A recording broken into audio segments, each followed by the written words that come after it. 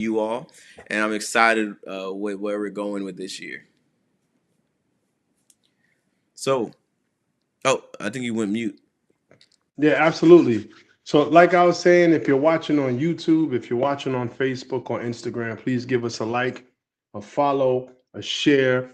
Anybody that's in the game to be able to elevate their lives by acquiring real estate, whether it be their first home or their fifth one, we'll be able to refer and offer some solutions, some resources, and insights to make the journey that much easier. So, yeah, we're looking forward to work with our people and really connect and collaborate in a major way this year, brother. Hmm. Yeah, Yeah, man. in a major way, man. Um, and I think this is a good time to segue into like the pivot. Like, what does the year look like to you? Like, as we're focusing out on the year, like, what does 2026 look like for Chad? Right. So, uh, first off, from 2022, 2023, all the way up till now, we've done, as a matter of fact, the clock goes even further from there. But from the launch of my book, The Home Buyer Blueprint, we've really stepped up the work around empowering the community around home ownership.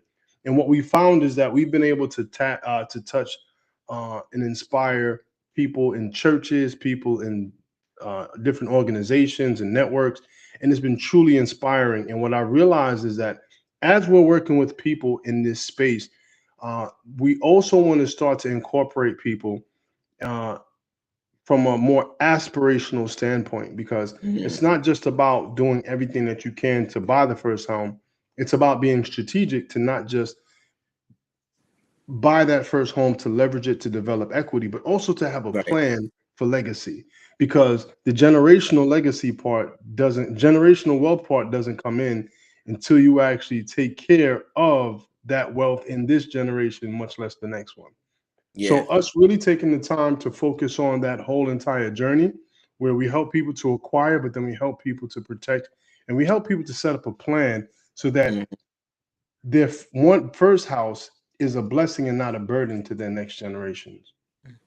Yeah, one common theme I mean I think is essential for like the new year, but one common thing I'm seeing is um is that like our is the scripture that talks about like our people perish for a lack of knowledge. So there's like this big push to like gather information, but also in our experience, there's a lot of people that simply don't know what's accessible to them and how to get the information that they need. That's why I'm so passionate about what we're doing with the Homebuyer Academy, especially when it comes to like planning for the future.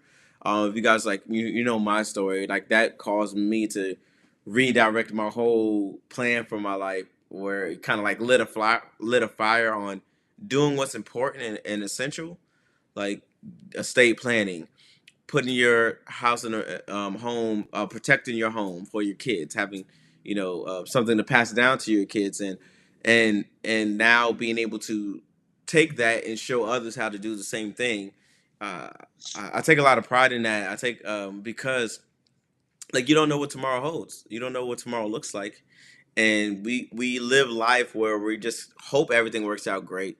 But it's so important when we can actually plan it out. When you actually plan it out and set the right pieces in place, then when the what ifs happen, you're covered and protected.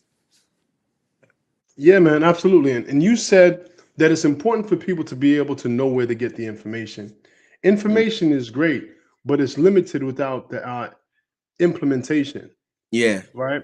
If you really want to get to a point that your life changes, the formula is information plus application equals transformation.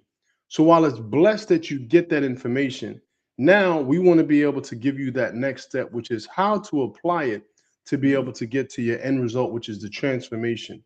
Taking you from a renter, giving you the information and the resources, and now the keys to your home, you become a homeowner, giving you a homeowner an opportunity to get connected to an estate planning attorney.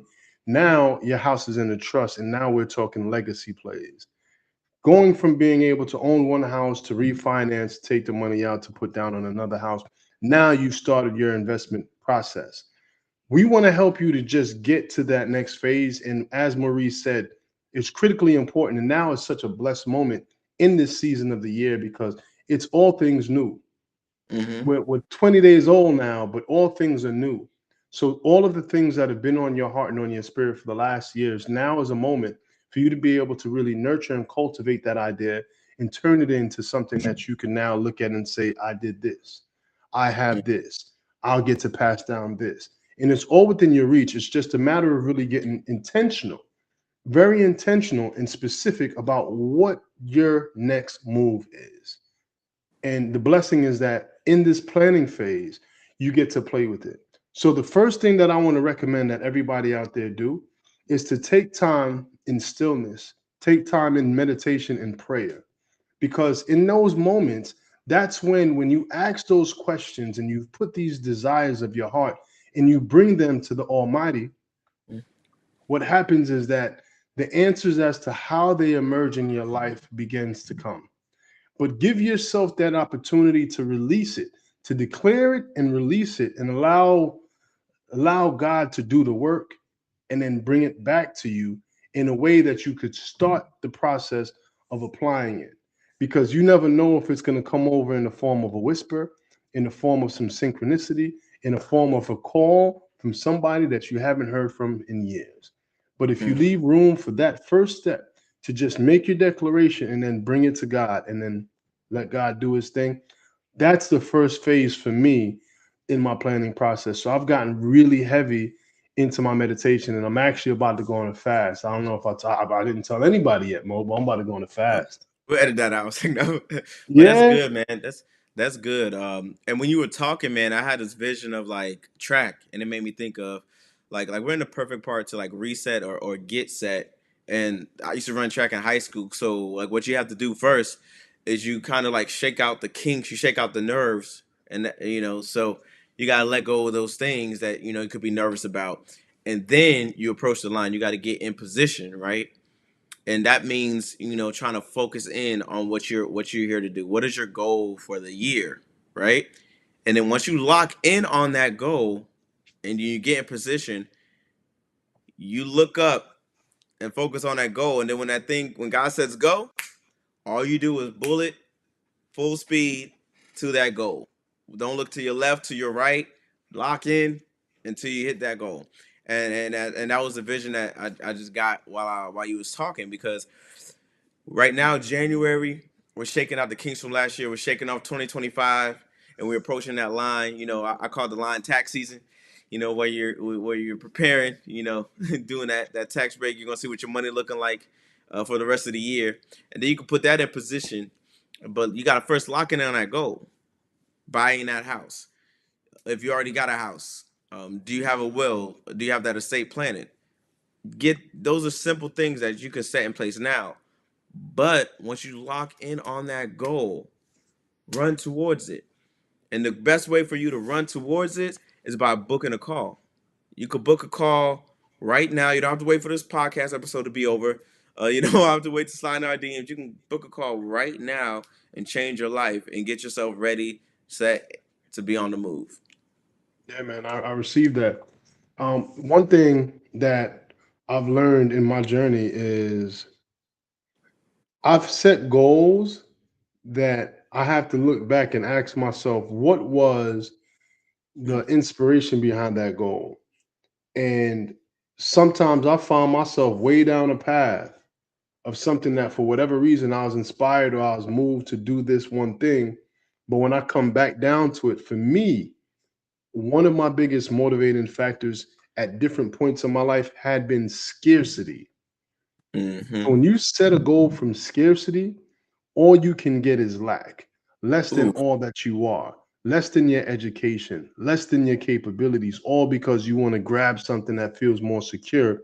But the unfortunate thing about grabbing something that you feel more secure about is, like, if you try to grab the water in the pool, that's not going to help you to stay up. The reality is that it's important for you first to actually ultimately let go and allow. So for me, I've taken the time, and I'm taking the time before I set any declarations. I'm getting really, really abundantly clear as to the levels that God wants me to play on. Right? Mm. How high does God want me to envision myself? How high does God want me to be able to soar with these abilities that He's given me? And living beyond my limitations of my own physical and emotional mind and limitations, right? Because Hmm. we all have our stories, we all have our things that have knocked us off track from time, from points or one point or another. But staying in stillness and staying in faith and allowing yourself to be led by the divine power inside of you before you declare anything. So, my request of you this week is to take time to get still and to allow that vision to emerge, not from a space of what was or who you were, but from what's new. And I received that too. And if I could add a testimony to that very point, I call back to like every year they give us like the last 2 weeks off at my job, and this year they said you can work extra, during the time. I listened to my kids. I said, oh, hopefully he's gonna come back soon. Maybe the camera dropped. But oh, there you go. So I listened to my kids. It was like take off, and then I prayed about it, and I just really felt God said take off.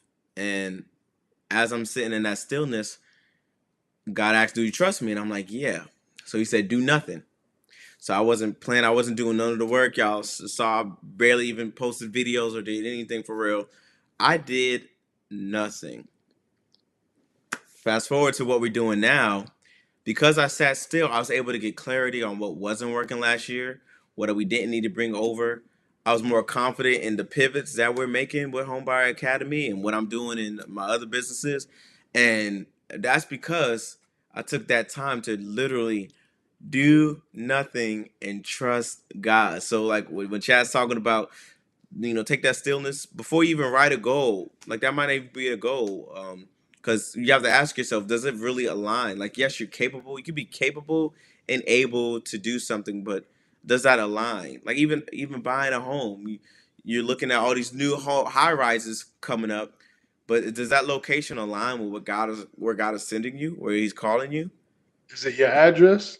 Is that your address, right? It could be in your price range. It could be, but is that your address? Is that you know God could be doing something where well, I'll never forget. Like before I married my wife, right?